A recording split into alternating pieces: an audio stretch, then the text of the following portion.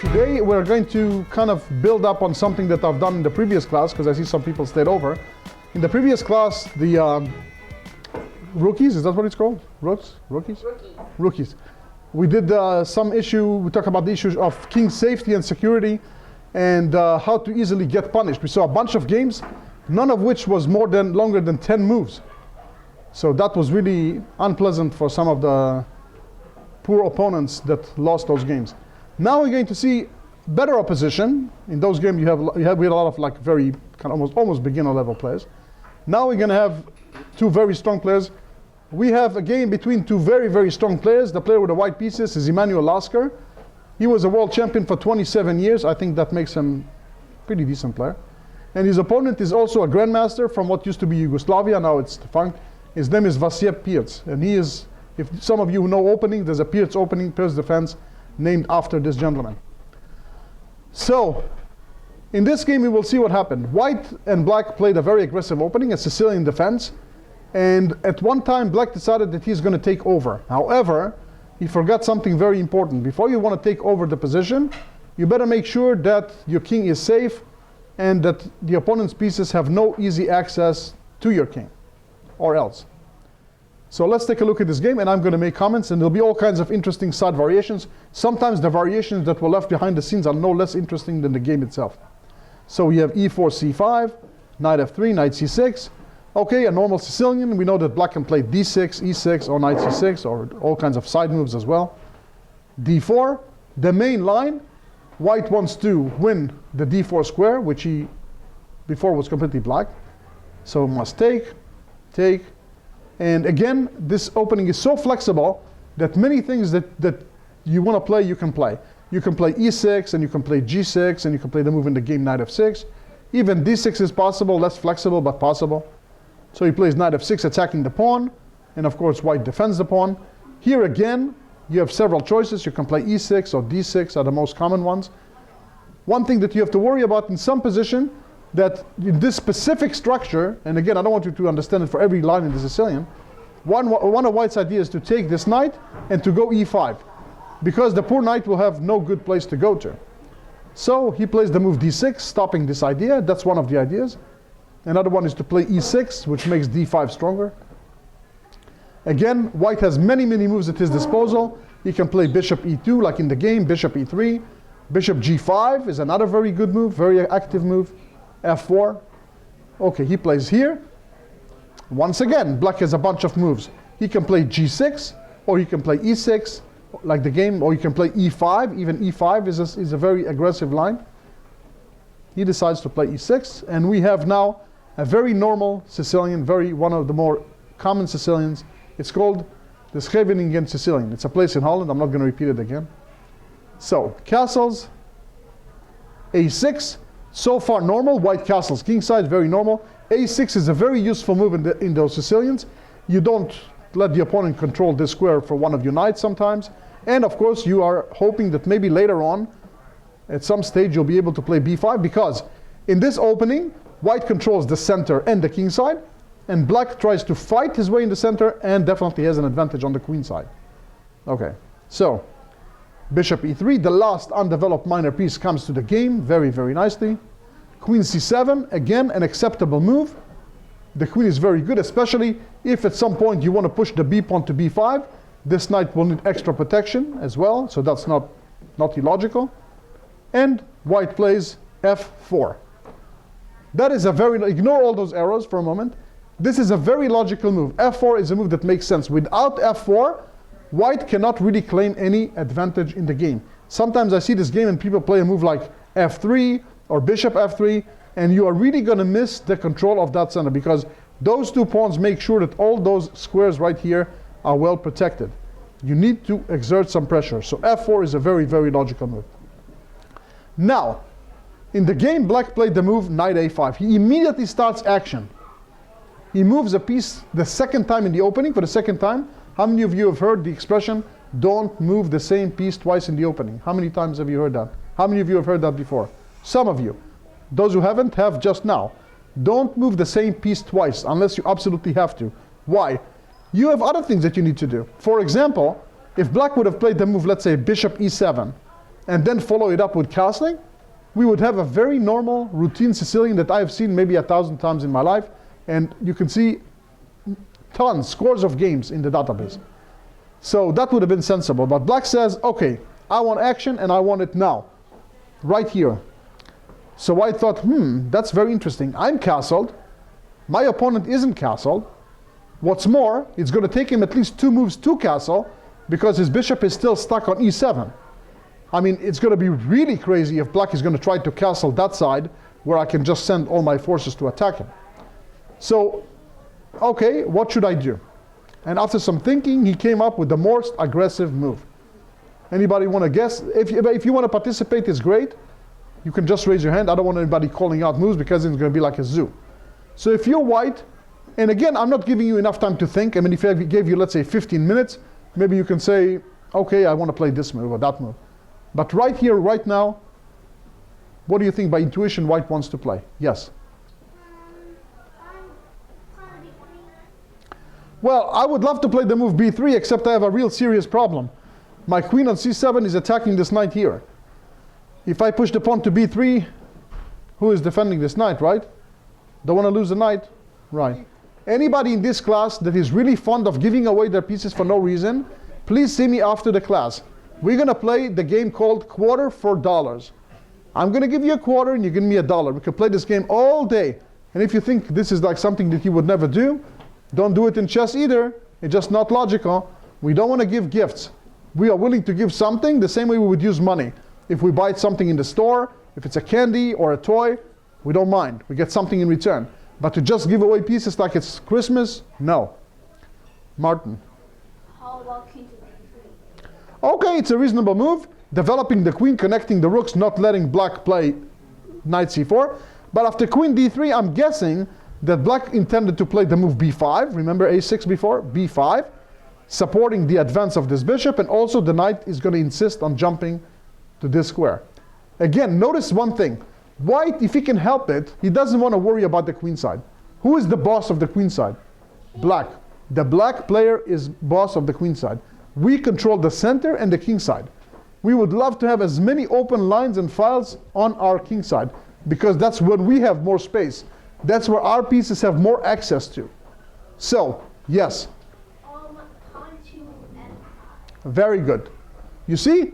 When they see your face and not your back, you come up with very good ideas. Keep it up. So, f5, an excellent choice. Very, very good.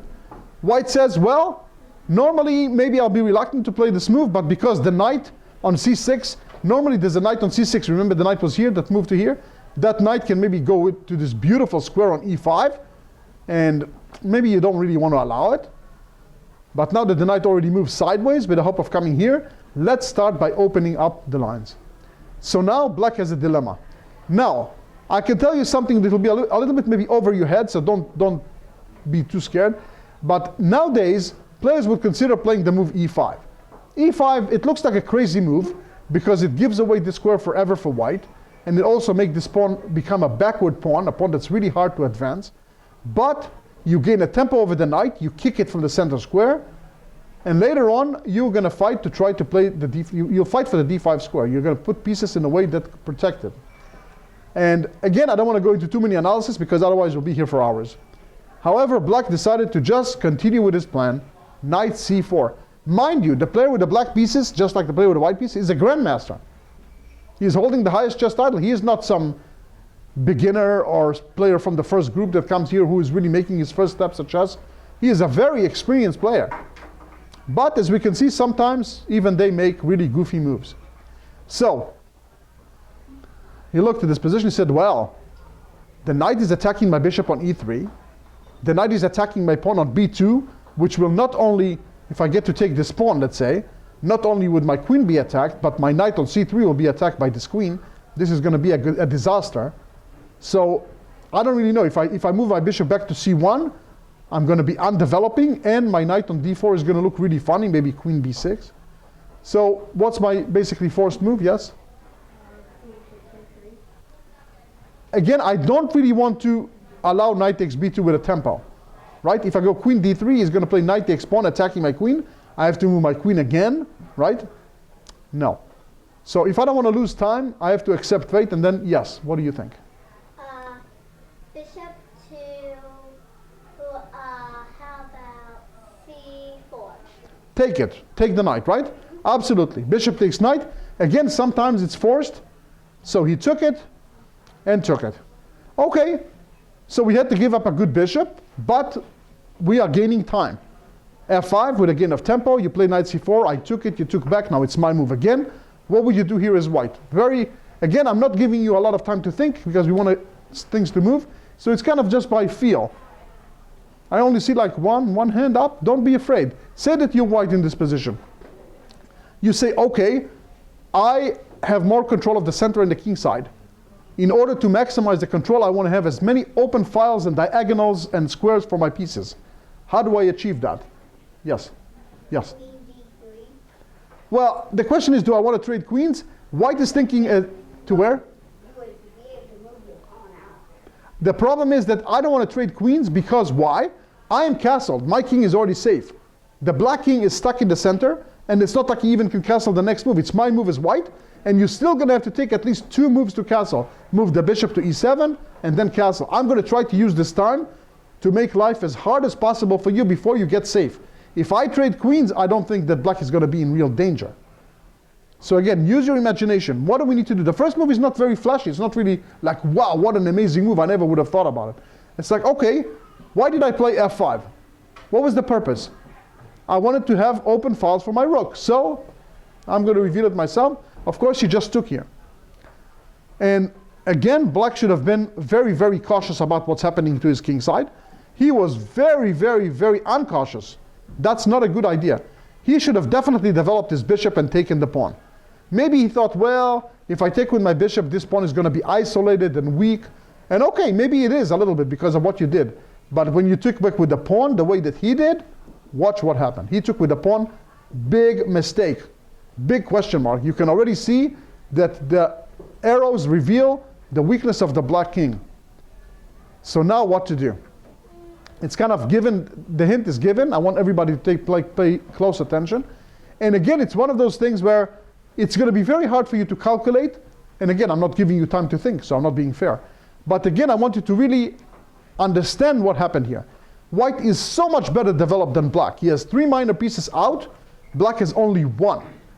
The queen is here, developed, but it's not really doing anything. It's more vulnerable than it is, and it's more far away from the defense. My queen is just ready to pounce. And I have another rook that once the queen moves is ready to come and help. So what to do in this position? Let's hear from, who haven't we heard before? All the way in the back. Queen to a5. I would love to do it, but what stands in my way? Yeah, I don't feel like giving my queen away, right? I'm willing to give my queen away if I have a checkmate or something like this, not just for free. But the fact that this knight is annoying us and preventing the queen from giving check might lead you to the idea. Yes, in the glasses. Bishop g5. Not an unreasonable move, but bishop g5, bishop e7 immediately, right? I'm immediately going to defend my knight and try to castle, right? So again, it feels like bishop g5, bishop e7, and black is like just in time. Yes, all the way there. You. Rook to f6. Exactly. Yes, I know. I am not that bad at math. I know the rook is worth 5. And yes, I know the knight is only worth 3. It's like you give a $5 bill and you get 3 back. Didn't you just say not to do that? Yes, I said not to do that unless, what did I say? Unless you get something for it. You get something for it. And boy, do you get something for it. He took the knight. Well, if you don't take the knight, if you don't take the rook, then you just lost your knight for nothing. And believe me, that's going to be a win. So he decides to take it. He has no practical choice. And now that the knight is removed, everybody has his hands up. That means that queen to h5, check. Now let's start looking, where should we move the king? Not that many good squares. I can go to e7, d7, or d8. Let's take a look. In the game, he went king to d8, which seems to be the safest. If you would have played king to, let's say, d7, which is probably the worst, then check, bishop e7, knight f5. Notice how beautiful. This is not really a sacrifice, because this pawn is pinned. If you take my knight, I'm going to take your queen. Bye-bye. Game over. And in the meantime, my queen is hitting this. What a disaster. He can play rook to e8. Knight takes d6. Again, a beautiful move because the king is overloaded. He is defending the rook and that pawn. And notice that the bishop cannot move. It's pinned. Just a catastrophe. After, I don't know what to play. I really honestly don't know what to play here. This white is just crushing. Completely crushing. He wins his material back and the black king is traveling. Do you think that the black king is going to stay alive in this game? Everybody is nodding no and everybody is right. So instead, what if he would have played, let's say, king to e7? Then comes another interesting sacrifice. Knight f5 check, bang. Everything, we're willing to pay everything it costs as long as we have enough guys to mate the king. Pawn takes, other knight comes check, and whoa, that king is just, where is he going to go? King here, because where else can you go? I'm really sad. If you go to d8, then my bishop is going to check you here and you have to go back. If you go to e6, queen e8 check is just going to be checkmate on the next move. You block with the bishop and I take it, it's mate. Horrible. And when you go here, then queen, I can also play knight here, winning your queen, by the way. Knight here is a fork, but there's even better. Check, and is this fun? Yeah. Only if you're white, right? Only if you're white. So yeah, we see that the king went on a nice trip from which he's not coming back. So after this, he decided to go king d8. Okay, so now this is the safest. He didn't get checked and he didn't get sacrificed on yet. And now, do you have a question? No. Yeah. Now white played another very, very strong move, which I'm going to show you. Queen f7, the queen goes right into the game. Again, now the queen is threatening a simple fork and black allowed it. Why did he allow it? Let's say why. Why didn't he even bother to defend this poor pawn? In the game he went bishop d7 and he took the pawn, took the rook, and I'll show you very quickly how it ended after bishop h6. Again, he's trying to be tricky and hit the bishop and also win the knight, and the queen is attacked by the rook. So if you take the rook, I'm going to take here and then take the knight. So he said, okay, no problem. You're going to win 2 pieces for my rook. My 2 pieces for your rook, but check. Queen takes rook, and after check, king h1, and bye-bye game. Bye-bye game. You're down a rook for a minor piece, plus 2 pawns, plus your king is suffering a lot.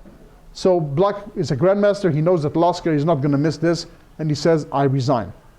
That's it. But let me show you also, why didn't he protect the pawn? Why didn't he go bishop e7? That looks such a good move, like such a great move. Because once again, we take advantage of the fact that this poor pawn is pinned. The queen is opposite that queen, and he played knight f5, threatening queen takes e7 checkmate. If you go queen c7 to defend against it, I'm going to go knight a4, surprise. I'm about to go bishop b6 and win your queen. Where are you going to go? Rook f8, let's say attacking my queen. My queen will move away, no problem. And after the king starts running away, bishop b6, queen here, queen check, here, knight check, here, mate. Good game. Again, we see a tremendous, fantastic attack against the poor king. Just no hope. Look at this queen side. What tells the story of the game? The rook in the corner that did absolutely nothing. The bishop in the corner, the bishop that hasn't been developed, didn't even play one move. This rook was always ready to play if it was needed, but as it turns out, he wasn't even needed. That's how easy it was. Okay, I have one more game to show you, which I'm going to do more faster than I intended. And it's not a very long game, as you will see. And after that, I'm going to let you play a little bit. This is again a game between 2 grandmasters. The grandmaster with white is Robatsch, who also has an opening named after him. Is a very good grandmaster. His opponent is even stronger, Larsen, one of the best grandmasters of the past. He beat Fischer in some important tournament, Bobby Fischer, and was one of the serious candidates for the World Championship. Watch what happened. Again, watch how aggressive he played, and white wasn't cautious, he got punished. Knight f3, f5, e4. What a tremendous resource. White wants to just go and completely hunt the black king from the second move. But Larsen is just not, he's not a weak player. He knows what he's doing. So he took knight g5. And now the idea is that white really wants to play the move. He doesn't really want to regain the pawn as much as he wants to play the move d3 and tempt black to take again so that the bishop will come out. And then thanks to this weakness, the whole black structure is going to look really funny.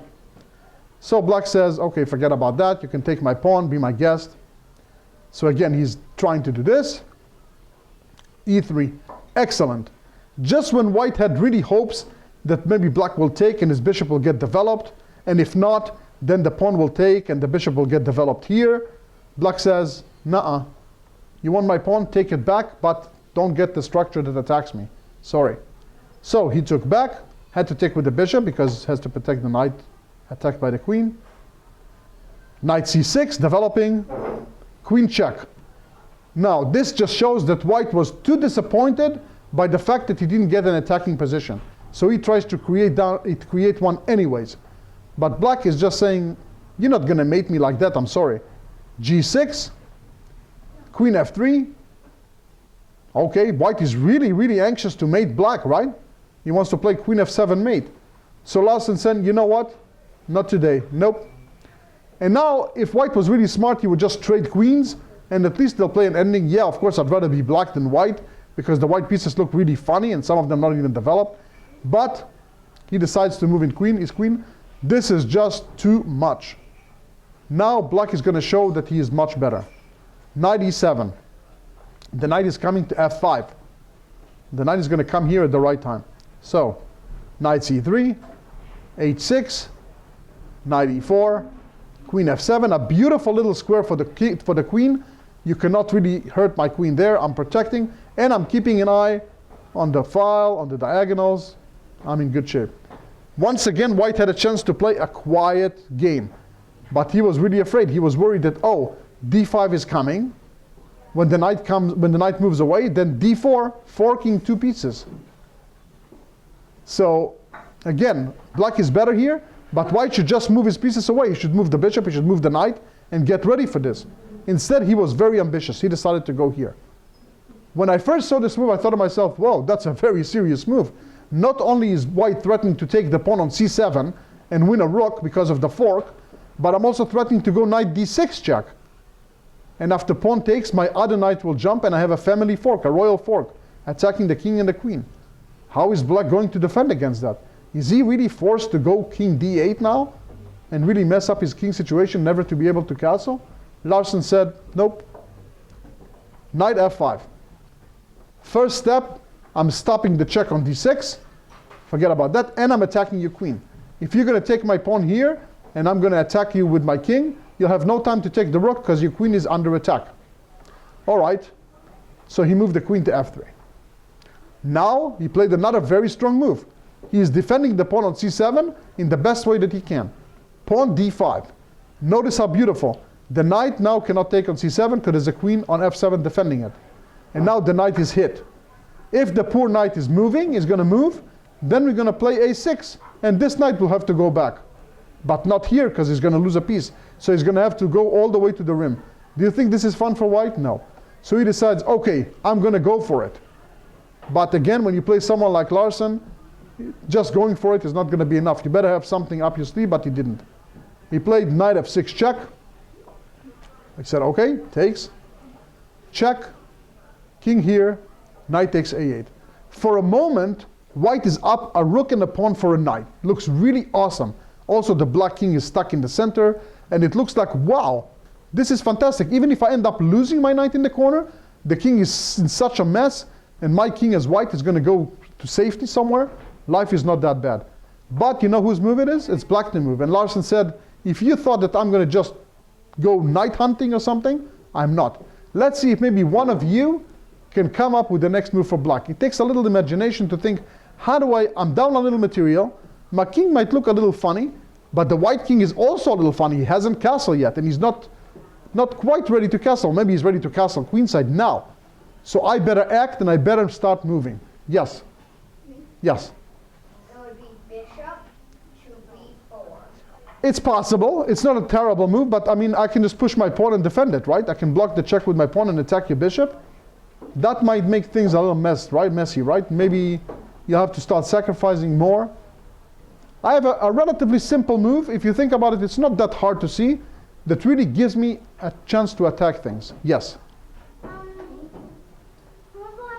Bishop e6 so you can stop that check. Very interesting, because indeed white wants to attack this pawn with check. Right? Wants to take the pawn with a check. That could be a little inconvenient right this second. Okay, but how do we do it? What is the best way to stop that check? And at the same time, get an attack movement. Yes? Knight to e3. To take the bishop? Well, I don't want to lose my queen. Notice that my queen is not protected. If you move the knight to here, I'm going to go queen takes queen check. Oops, right? Yeah.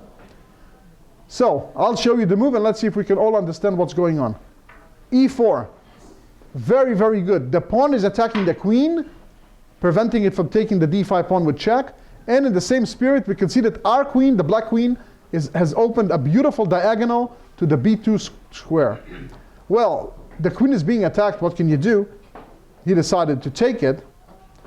And then queen takes. I should mention that if he went queen d1, then I would eliminate this bishop before it goes to defend. And after here, I would play queen takes pawn. And whatever you do, move your rook, bishop b4 check, you can already tell that black is attacking with great force. After this, check, and the poor king is traveling. And now you can take my queen, but I'm going to play bishop takes pawn e3 checkmate. Impressive, right? A clean queen sacrifice. So white probably saw that and he said, you know what, this is really bad news, let's take this pawn. And now black snapped the pawn on b2, again attacking the rook. And again the other moves, but bishop b4 check is coming with great force, so he decided to bring his queen back. Now, watch black. From this point on, he is down in exchange, but watch what he does. First of all, bye-bye bishop. Before this bishop, if I gave a check with this bishop, then maybe this bishop is going to block. Nope. I want to take this bishop. I also want to open the f-file. Watch why. Takes, queen check. Beautiful little check. Even better than the bishop check. And now, what to do in this position? All my choices are miserable. If I block with the queen, I'm going to lose my rook with a check. If I go king e2, I'm going to go right into this line of the bishop, and bishop g4 check is going to take my queen. So I have to play king f2. Only move. Yes? Why can you move to d5? Because you're in check. My queen, see? My queen is checking your king. No time yet. He's going to do it, but you notice that it's not now. So, king f2. And again, black plays a marvelous move. Yes, his pawn is threatened here with check, but he thinks, okay, it's one check. I'm not going to die because of one check. You don't have enough forces to beat me just yet. In the meantime, I'm going to hit first. So he says, wow, the king is lined up on an open file. I'd really love to have my rook come here. But right now, there's a bishop here. So should I just defend this pawn and spend time? Or should I just do something with my bishop and start attacking? He says, forget about this pawn. Who cares about this pawn? Bishop c5. Already with the threat of queen e3 checkmate. So white said, okay, queen takes pawn check. And black said, bishop d7. You had one check. Good for you. I'm happy for you. Now I'm defending my stuff. Now rook f8 is coming, but even worse. Queen takes e3 checkmate is coming. What a disaster. So in the game he went bishop to d3, cutting off the queen's attack on the pawn on e3, but it's too late. When you look at the position, you just sense black has a queen, a bishop, a rook is coming to the game. The white king has no good escapes, but you just have to do it properly.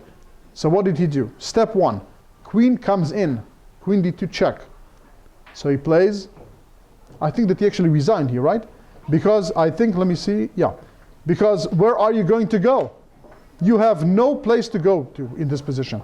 Let's say that if you hide here, then I'm going to go check and mate. If you go up, I'm going to go queen takes here, check, and that's mate. If you go king up here, which seems to be the best possibility, again I'm going to go check, And after here, I'm going to play high. Why can you go to F1? We can look, we will look, but let's start with this. This again, and the only move you can block with your queen, and I'm going to take it with checkmate. So the king is hunted all the way through. You ask me about king f1, that's a good question. After king f1, what do you think I will play? Hello. And mate. Mate is coming very shortly. Or you can put your queen on f5, but I really don't think that this is solving your problem, right? I'm going to take it and I'm attacking you. So white had to resign. Okay guys, thank you very much. And I want to see you guys find an opponent and play some chess.